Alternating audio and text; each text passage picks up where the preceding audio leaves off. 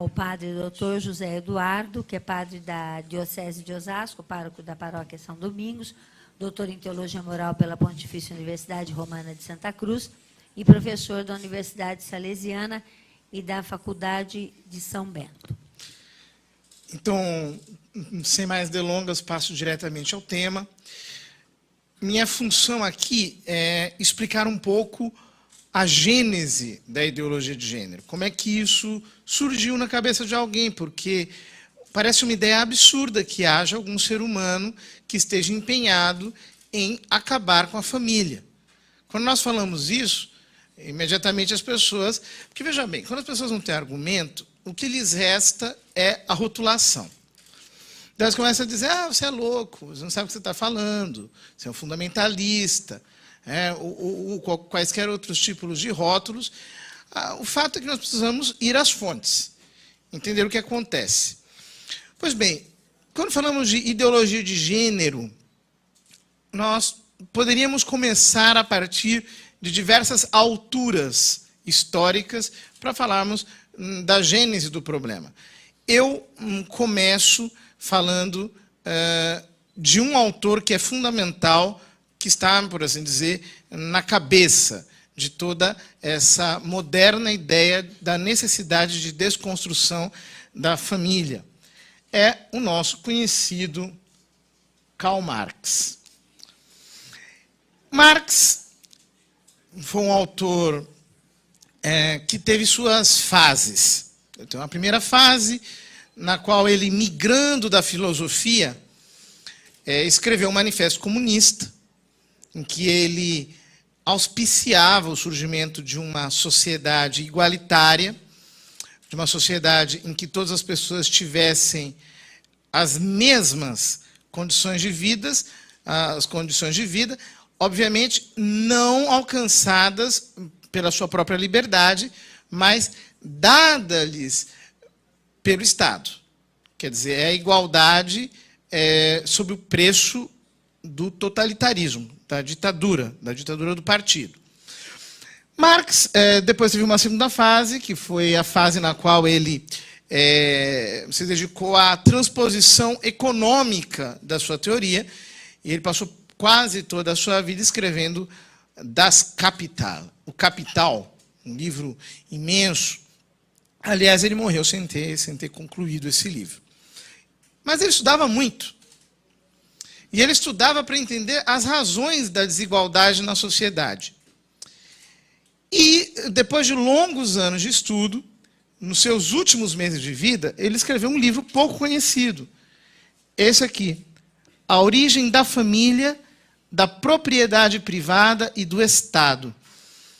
Não teremos tempo de falar longamente sobre esse livro. Ele está à disposição na internet, os senhores podem lê-lo. Aliás, os senhores devem lê-lo. Eu não estou pedindo nenhum ato de fé em minha pessoa, nem o professor Felipe Neres está pedindo um ato de fé. Os senhores podem conferir essa bibliografia.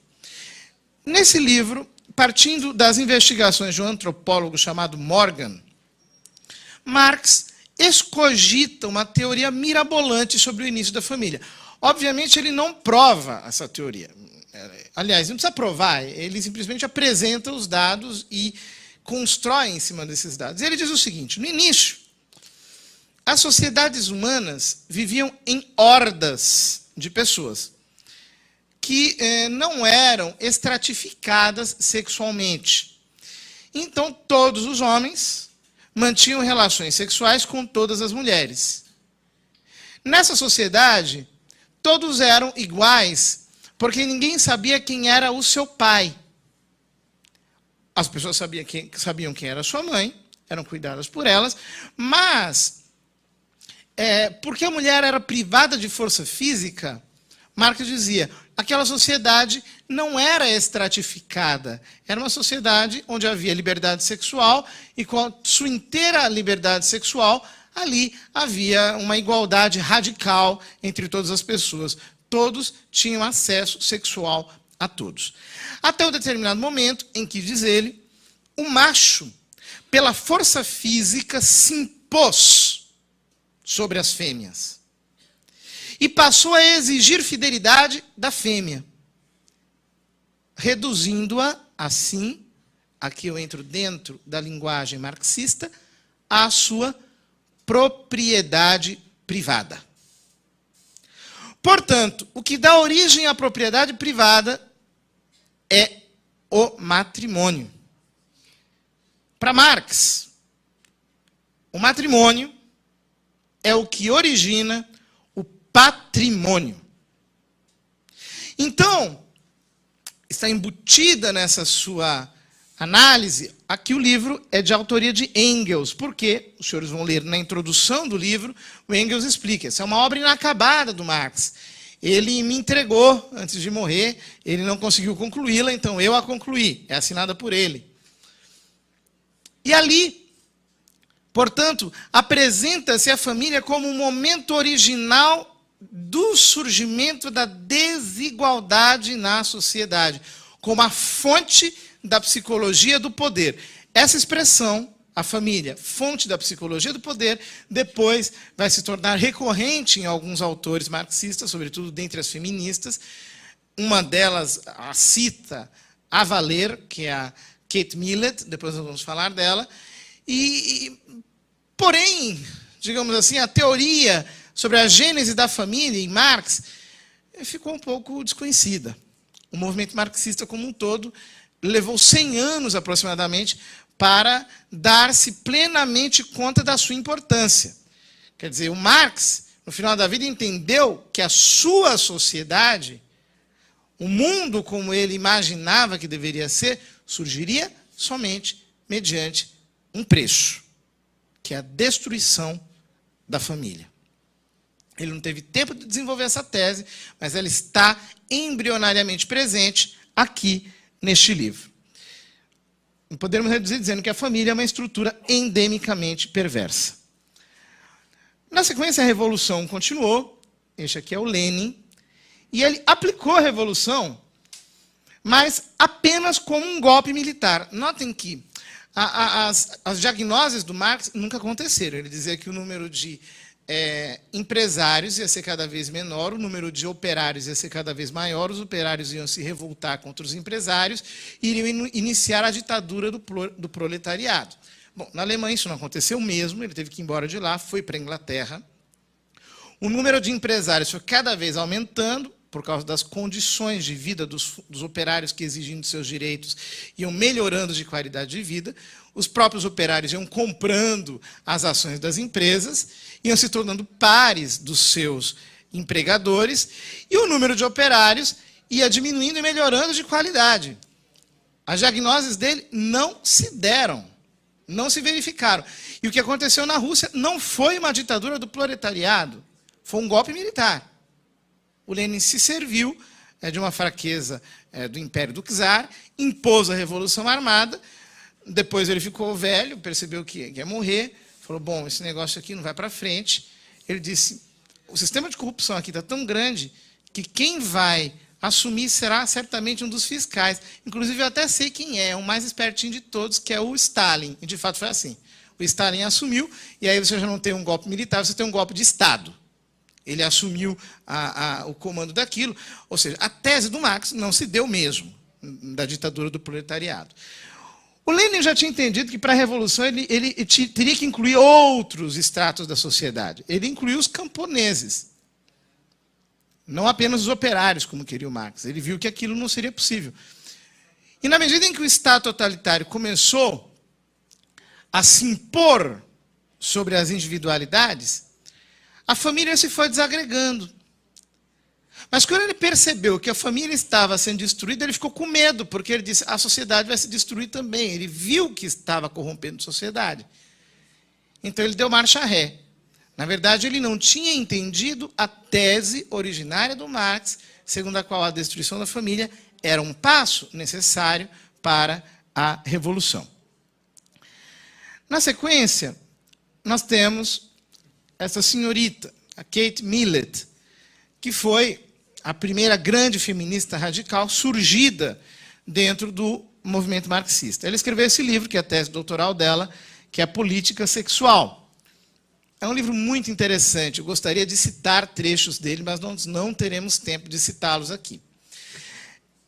Este livro é o que o Manifesto Comunista foi para o movimento socialista.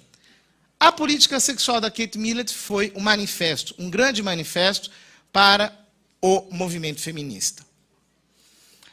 Ela, embora seja uma tese doutoral que tenha bastante rigor metodológico, levanta a questão da necessidade da emancipação das mulheres numa chave de desconstrução da família. Ela diz, é necessário, sim, a desconstrução da família. Mas ainda fica, digamos, no nível de manifesto. Ela não aprofunda muito as suas teses. Essas teses serão mais aprofundadas e serão ideologicamente mais bem formuladas por uma de suas sucessoras, que é essa bela senhora, a Shulamit Firestone. Ela escreveu este livro, que é o seu livro principal, que é A Dialética do Sexo. Eu vou citar a Shulamit Firestone. É importante os senhores verem o nível de consciência, porque nem sempre dá para citar tudo, senão a gente vai ficar aqui lendo o tempo todo. Mas, em alguns momentos, é preciso dar a palavra ao autor, porque senão a gente parece que é louco. Parece que é louco. Olha o que ela diz. Quer dizer, ela retira o feminismo do manifesto, transformando numa ideologia. É Shulamit Firestone falando. Eis aqui algumas sugestões do sistema alternativo. 1. A libertação das mulheres da tirania de sua biologia reprodutiva por todos os meios disponíveis e a ampliação da função reprodutiva e educativa a toda a sociedade globalmente considerada. Quer dizer, vamos estender a reprodução por todos os caminhos possíveis. Vamos tirá-la da mãe. A mulher não vai ser mãe, né? Ela não vai mais ser educadora. Vamos transformar isso numa tarefa da sociedade inteira. Vamos investir nisso. Estamos falando de uma mudança radical. Libertar as mulheres de sua biologia significa ameaçar a unidade social que está organizada em torno da sua reprodução biológica e da sujeição das mulheres ao seu destino, a família. Notem, significa ameaçar a unidade social, a família. Claro, explícito, mas ela não para por aí. Ela continua. Ponto 2. A total autodeterminação, incluindo a independência econômica tanto das mulheres quanto das crianças. É por isso que precisamos falar de um socialismo feminista. Com isso, atacamos a família em uma frente dupla. Atacamos a família em uma frente dupla, contestando aquilo em torno de que ela está organizada. A reprodução das espécies pelas mulheres e sua consequência, a dependência física das mulheres e das crianças. Eliminar estas condições já seria suficiente, eu errei aqui, suficiente para destruir a família, que produz a psicologia do poder. Contudo, nós a destruiremos ainda mais. Já seria suficiente essas duas coisas, mas ela diz, nós vamos continuar. Ponto 3. A total integração das mulheres e das crianças em todos os níveis da sociedade. Todas aquelas instituições que segregam sexos ou separam as crianças da sociedade adulta, por exemplo, a escola elementar, devem ser destruídas. Abaixo a escola. E se as distinções culturais entre homens e mulheres, culturais entre homens e mulheres, não são biológicas, e entre adultos e crianças forem destruídas, nós não precisaremos mais da repressão sexual que mantém estas classes diferenciadas, sendo pela primeira vez possível a liberdade sexual natural. E aí ela chega ao ponto número 4. Assim, chegaremos à liberdade sexual para que todas as mulheres e crianças possam usar a sua sexualidade como quiserem. Não haverá mais nenhuma razão para não ser assim. Em nossa nova sociedade, a humanidade poderá finalmente voltar à sua sexualidade natural, polimorfamente diversa. Serão permitidas e satisfeitas todas as formas de sexualidade. A mente plenamente sexuada tornar-se-ia universal. E aqui eu quero citar um trecho do livro da Shulamit Firestone que eu não coloquei no slide, mas eu quero ler para vocês. Está dentro desse ponto 4. Ela diz o seguinte: é possível que a criança estabeleça suas primeiras relações físicas estreitas com gente de sua própria idade, por mera conveniência física, do mesmo modo que os homens e as mulheres, em igualdade de outros fatores, se preferirão um ou outro sobre os demais indivíduos do próprio sexo, por simples conveniência física. Porém, continua ela, se não for assim, se a criança escolhesse a relação sexual com os adultos, ainda no caso de que escolhesse a sua própria mãe genética, não existiriam razões a priori para que esta rechaçasse suas insinuações sexuais, visto que o tabu do incesto teria perdido a sua função. Estou lendo. Quer dizer, essa mulher está falando dos filhos terem relações sexuais com as mães.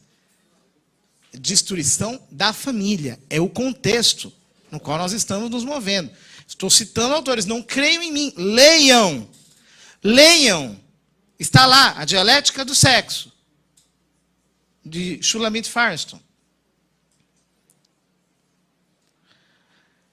Essa foi a primeira contribuição. Foi a contribuição das feministas. Agora eu vou falar de uma segunda contribuição, que é a contribuição vinda por parte dos demógrafos, dos sociólogos, que também é importante. Este senhor chama-se Kingsley Davis, um demógrafo pertencente ao Conselho Populacional. Ele foi o responsável pela mudança de eixo dos trabalhos do Conselho Populacional depois da década de 70. Ele, Kingsley Davis, escreveu este artigo no ano de 1967, Política Populacional, os programas atuais terão sucesso, em que ele critica a política populacional do Conselho Populacional de então, dizer, vocês estão preocupados em criar clínicas de aborto, criar clínicas de esterilização das mulheres, em distribuir DIU. Vocês estão loucos, isso aí nunca vai resolver o problema populacional do mundo. Nós temos que reduzir a natalidade a zero. O crescimento populacional a zero. Então ele dizia, nós só chegaremos a isso se nós alterarmos o comportamento das mulheres e nós fizermos as mulheres desejarem não ter filhos. Nós transformarmos a sua vontade, nós alterarmos o seu comportamento. Nós temos que querer atingir o comportamento humano dentro daquilo que ele tem de mais íntimo. É uma mudança comportamental. Ele escreveu esse livro chamado Sociedade Humana. É a sua obra principal. É muito interessante, vale a pena ser lido, não é um livro fácil de se ler, mas nesse livro ele explica como a sociedade vai surgindo a partir de usos e costumes que se solidificam em leis que criam as instituições. Então ele vai dizendo, nós só conseguimos dissolver as instituições mudando os usos e costumes da sociedade. Então é uma mudança comportamental, não pode ser uma mudança meramente jurídica ou meramente política ou de oferta. Tem que ser uma mudança comportamental, uma mudança profunda. Essa é a segunda contribuição importante. A terceira contribuição importante vem dada pelos pensadores marxistas. Eu acho muito interessante que os marxistas não leem muito os seus próprios pensadores. Porque a gente cita e eles ficam perdidos, mas a gente lê os pensadores marxistas. Esse aqui é o Karl Korsch, é um pensador já da terceira geração, um homem importante. Em 1923, ele escreveu esse ensaio chamado Marxismo e Filosofia, que foi apresentado no primeiro congresso intelectual da Terceira Internacional Comunista. Nós estamos falando de algo que foi o grande pilar, digamos, do revisionismo dentro do movimento marxista. Esse livro é muito importante, difícil de ler, deve ter umas 40 páginas, não é algo muito longo, mas é difícil, denso, precisa ser muito bem assimilado. E nesse livro, o Karl Korsch dá um passo em relação ao Marx. Ele diz o seguinte, quem conhece a linguagem, a estrutura do pensamento marxista, vai entender isso de um modo mais fácil. A mudança da estrutura não se dá apenas alterando-a. Porque o Marx dizia, quando a gente mexer na estrutura, a superestrutura cai. No final da vida, o Marx percebeu que não era assim. Tanto é que ele começou a falar da família, que para ele era uma superestrutura. Então ele mudou. Mas os pensadores marxistas fizeram isso num processo longo. Então ele diz, isso não está muito bem entendido, porque a superestrutura possui uma subsistência própria. Então a revolução, para acontecer, precisa acontecer também na superestrutura. Nós precisamos mexer no universo ideológico. Então, no fundo, a contribuição dele é dizer que a revolução precisa vir pela superestrutura. Depois do Karl Korsch, um outro pensador marxista de grande importância é o Max Horkheimer. Ele escreveu esse estudo, Autoridade e Família. Aqui no Brasil você encontra esse ensaio dentro do livro chamado Teoria Crítica, do Horkheimer. Se não me engano, está no primeiro volume. Ele desenvolve uma teoria muito longa e ele diz o seguinte, que as instituições da sociedade surgem por causa do conceito de autoridade, e o conceito de autoridade nasce dentro da família. Então, se nós não mexermos na família, nós não vamos mexer com o conceito de autoridade e as instituições se manterão. Para a dissolução das instituições, eu preciso mexer dentro da família. Obviamente, isso está ali dentro de um modo subliminar. Você precisa ler o texto, você vai entendê-lo a partir daquilo que aqui sumariamente nós estamos dizendo. Max Horkheimer afirma que a família gera a ideia de autoridade que se consolida nas instituições. Depois, esse aqui é o Louis Althusser. É um pensador marxista de segunda categoria. Na época ele era de primeira categoria, mas acontece que depois ele matou a própria mulher e foi para a cadeia. Aí o pessoal discriminou ele por isso, e aí ele foi considerado de segunda categoria, passou a ser um pouco politicamente incorreto ler o Louis Althusser. Mas ele escreveu obras importantes. Ele tem a primeira obra dele, um ensaio muito importante, que é sobre a sobredeterminação, a contradição e sobredeterminação, um ensaio importante, não tenho tempo de comentar aqui. E este outro ensaio, que é o Aparelhos Ideológicos do Estado, no qual ele mapeia quais são os aparelhos ideológicos aos quais, de algum modo, se refere o Horkheimer e, de algum modo, se refere o Karl Korsch. Ele diz, olha, estes aparelhos ideológicos, já que a revolução tem que vir pela superestrutura, já que a gente precisa mexer na família, esses aparelhos ideológicos são os seguintes. Então, ele vai enumerando. A família é um aparelho ideológico e uma instituição que sustenta o Estado. Então, tem a família, a escola, as religiões, o mundo jurídico, legislativo, etc. São todos os aparelhos ideológicos que precisam ser alterados, precisam ser transformados para que a revolução possa acontecer, não apenas na estrutura. Então, as instituições são apresentadas pelo Louis Althusser como os grandes aparelhos ideológicos que dão fundamento para a estrutura. Esse aqui é o Jacques Derrida. É um pensador importante, marxista também, mas ele começa a entender que, no fundo, todas as instituições se mantêm por causa de discursos. Então ele diz, se nós quisermos desconstruir, nós precisamos desconstruir os discursos. Ele percebe que a luta precisa ser verbal. Então ele joga a dialética para o mundo das palavras. Então ele parte de um linguista chamado Saussure, acho que eu até cito aqui, não cito, mas partindo da teoria linguística deste autor, ele vai desconstruindo discursos, mostrando que abaixo destes discursos subjaz apenas uma vontade de poder, e essa vontade de poder não se justifica por si mesmo. Então, aqui o passo é jogar a dialética para dentro dos discursos. Na sequência, vem um pensador mais conhecido, que veio ao Brasil algumas vezes, inclusive, que é o Michel Foucault, que reduz todas as instituições a discursos. E reduzindo todas as instituições a discursos, você faz a cadeia lógica. Se as instituições são discursos, e o Jacques Derrida diz que esses discursos podem ser desconstruídos, e eles equivalem aos aparelhos ideológicos do Estado, que são aquilo que mantém a superestrutura, está simples. Você, reduzindo as instituições a discursos, pela via dos discursos, você consegue fazer a revolução. Aqui nós temos, portanto, a terceira grande contribuição do movimento marxista. Então, quem pensa que o movimento marxista, o negócio do movimento marxista é luta armada, é tanque, é canhão, é aquele negócio da Rússia. Não, gente, isso já foi. Houve um processo de revisionismo. Agora o negócio está dentro do universo das palavras. As palavras são um instrumento para a desconstrução. Então, nós temos a quarta contribuição. Quer dizer, o revisionismo marxista chegou à conclusão de que a revolução tem que ser verbal. E nós temos a quarta contribuição. Este simpático senhor é o Dr. John Money, um sexólogo dos Estados Unidos, que foi o inventor do termo gênero.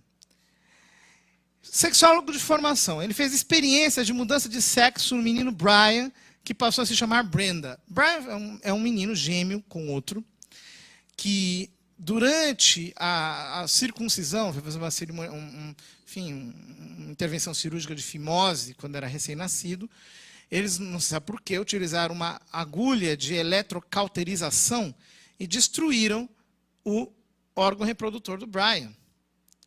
Então, os pais não souberam o que fazer, foram lá à universidade, se não me engano, a Universidade de Johns Hopkins, e lá estava o Dr. John Money, hiper empolgado com seus estudos sobre gênero, dizendo não, que o gênero é uma construção social, independentemente do sexo biológico, ninguém tem uma identidade sexual estabelecida pela natureza, a pessoa constrói culturalmente aquilo. Falou, não, vamos fazer o seguinte, vamos fazer uma cirurgia de mudança de sexo, a gente transforma o Brian e Brenda, e então, esse menino aqui é o Brian, vamos educá-lo como se ele fosse uma menina. Ele nunca vai saber do assunto.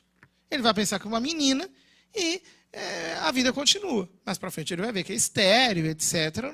Mas não desconfiará da ideia de que ele não é uma menina. O Dr. John Money escreveu um livro chamado Boy and Girl, Man and Woman. O livro se tornou muito conhecido na época, ele foi traduzido em outras línguas, um livro que ganhou muita propulsão, quer dizer, nossa, uma teoria de gênero fantástica aqui, revolucionando as consciências das pessoas. E acontece que ninguém foi verificar a história do Brian.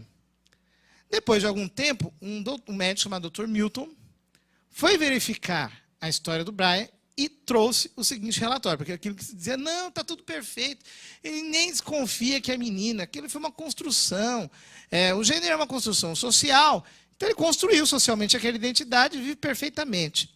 E o Dr. Milton deu o seguinte relatório, anos depois. Brenda se rebelava contra as roupas femininas desde os 2 anos de idade, mas sempre teve comportamento visivelmente masculino. A mãe tentou suicidar-se várias vezes, tornou-se depressiva e morreu. O pai contou-lhe toda a verdade aos 14 anos de idade e, depois de inúmeras cirurgias, reverteu a situação, passou a viver como homem, trocou o nome para David e se casou. Brian tentou suicidar-se aos 20 anos. Teve uma depressão incurável, foi abandonado pela mulher, seu pai tornou-se alcoólatra, seu irmão, um drogado que terminou por se matar, e ele, por fim, aos 38 anos, em 2003, matou-se com um tiro no peito. Este foi o bem-sucedido projeto do Dr. John Money. Portanto, nós temos aqui, recapitulando, 4 contribuições para a questão de gênero. A primeira vem das feministas, oriundas do movimento marxista. Elas dizem, o que fazer? Como é que a revolução vai acontecer? Então, ela precisa ser uma revolução sexual. Assim a gente consegue acabar com a desigualdade no mundo. Segundo, os sociólogos disseram, qual deve ser a profundidade dessa revolução? Não pode ser meramente jurídica. Ela tem que ser comportamental. Ela tem que ir para o comportamento. Em terceiro lugar, os marxistas, revisionistas, descobriram como fazer. Ela precisa ser pelas palavras, ela precisa ser verbal, porque pelas palavras a gente desconstrói instituições.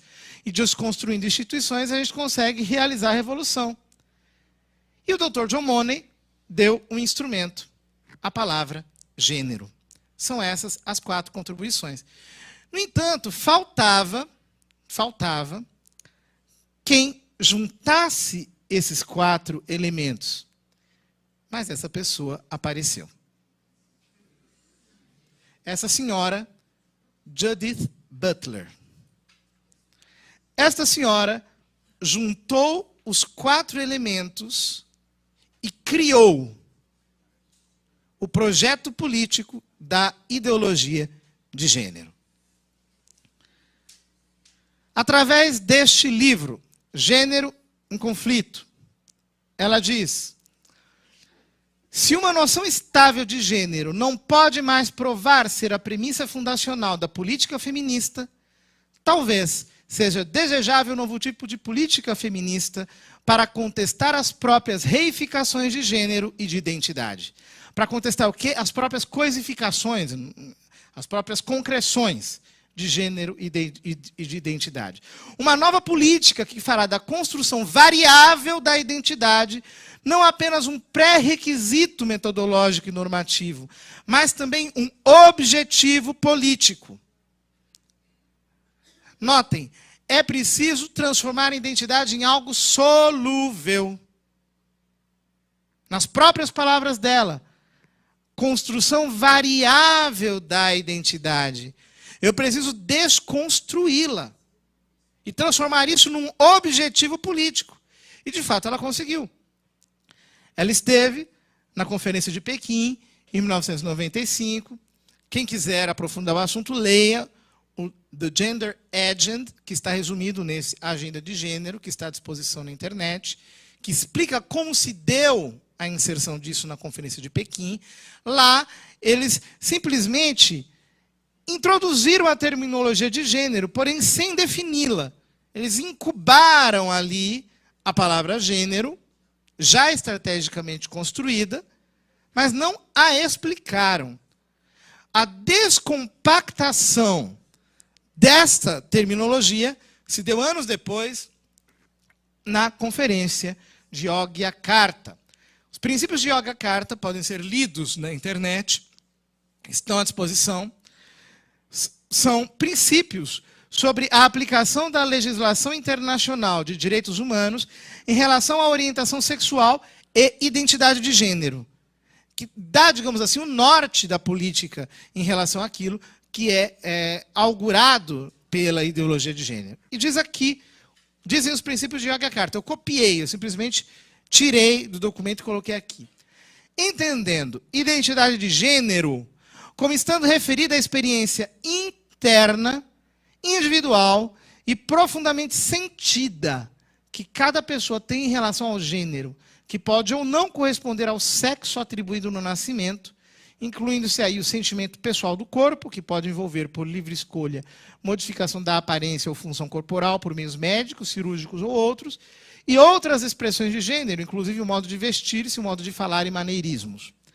Os Estados deverão, eu vou partir para o ponto B, tomar todas as medidas legislativas, administrativas e de outros tipos que sejam necessárias para respeitar plenamente e reconhecer legalmente a identidade de gênero autodefinida por cada pessoa.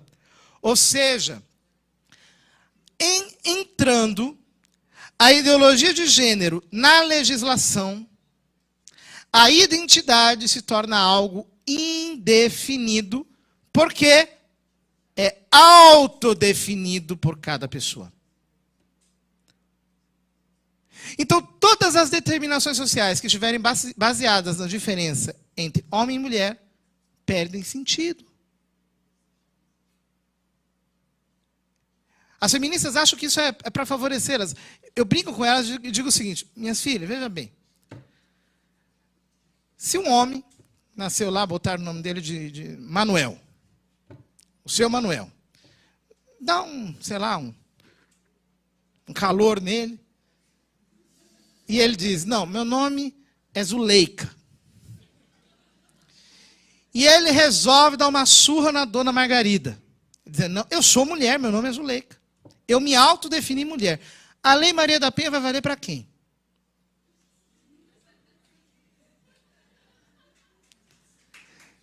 Que mulher? Que mulher sai favorecida por isso? A ideologia de gênero diz que não existe mulher. O ser mulher perde sentido, não existe. Os gays acham que isso vai favorecê-los. Meu Deus do céu, nem isso tem sentido. Tudo se torna vulnerável. Identidade se torna algo totalmente pastoso, indefinido. Por quê? A partir do momento que você indefine papéis, você não tem mais família. E não é família tradicional, porque as pessoas acham que a gente está aqui defendendo família tradicional. Não é família, é nenhum tipo de família, não haverá. Só haverá indivíduos soltos, horda de seres humanos. Isso não é um efeito colateral, é o efeito principal. Leiam estes autores, vocês verão que aquilo que eles querem é isso. Não sou eu que estou dizendo. Leiam.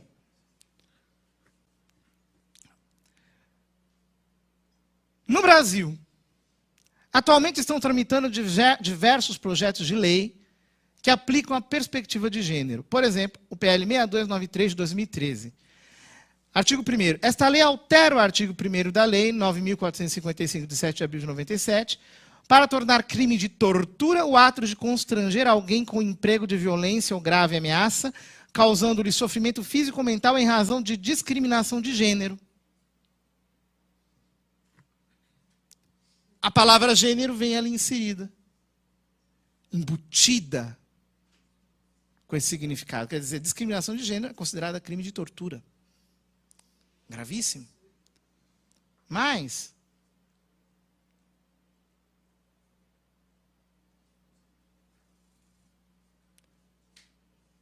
peço, por favor, que coloquem na tela ali.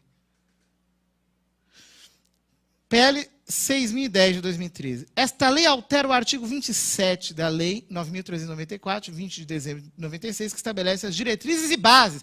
Veja bem, nós vencemos o PNE, tiramos a ideologia de gênero de lá de dentro. Deu trabalho, mas tiramos.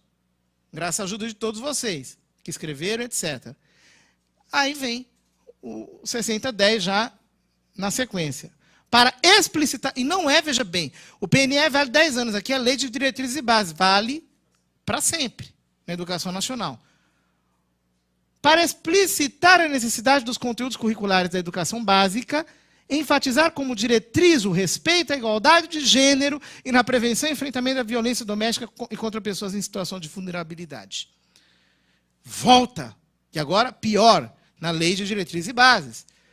PL 7.627, de 2010. Nos estabelecimentos de ensino fundamental e médio, oficiais e particulares, inclusive os confessionais, torna-se obrigatório a dialogicidade do tema gênero nas relações intra- e interpessoais. Você não está brincando. É para se inserir. Isso aqui eu copiei. Vai no site da Câmara, você lê. Está tudo lá. Está tramitando, em processo de tramitação. Muito bem. Eu vou terminar fazendo, por honestidade intelectual, uma pergunta. Se eu estivesse numa igreja, essa pergunta não caberia sentido, mas nós estamos aqui num ambiente laico. E aqui eu já digo o seguinte, eu não falei de Deus, eu não citei a Bíblia, eu não citei nenhum escrito eclesiástico. No Estado laico, não interessa a religião de cada um. O que interessa é a natureza dos argumentos. E aqui nós estamos usando argumentos racionais. É a luta entre verdade e opinião. E se esses senhores estiverem certos? E se destruir a família for um grande bem? E se, de fato, a família for a fonte da psicologia do poder? Nós não deveríamos destruí-la? E eu respondo essa pergunta dizendo o seguinte, que não tem sentido respondê-la porque não há sentido para uma mente sadia fazê-la. A família não surgiu como resultado de nenhum lobby político, da criação de nenhuma autoridade humana sobre a Terra. A família não surgiu por força de nenhum decreto e de nenhuma minoria ou maioria. A família é resultado de uma história milenar de tentativa e erro, na qual espontaneamente se foi plasmando ao longo das sociedades, sem faltarem as deficiências, o modelo que nós temos aí hoje. Portanto, eu pergunto, quem deu a estes senhores o direito de quererem destruir as nossas famílias, de quererem conspirar contra a sociedade, dissolvendo-a? Quem deu a eles o direito de criar uma família artificial de laboratório? Ninguém. Eles se arrogaram esse direito. Estes teóricos e todos aqueles que põem suas teses em prática estão solapando a nossa dignidade enquanto povo, enquanto nós estamos cuidando da nossa vida. Portanto, eu convido você a se aprofundar, a ler estes textos. Não acredite na minha palavra. Não precisa acreditar em mim. E se você quiser discordar, você tem todo o direito. Nós estamos numa democracia. Mas discorde sabendo o que você está dizendo e não apenas por achar. Porque de achismos o Brasil já está cansado. Muito obrigado.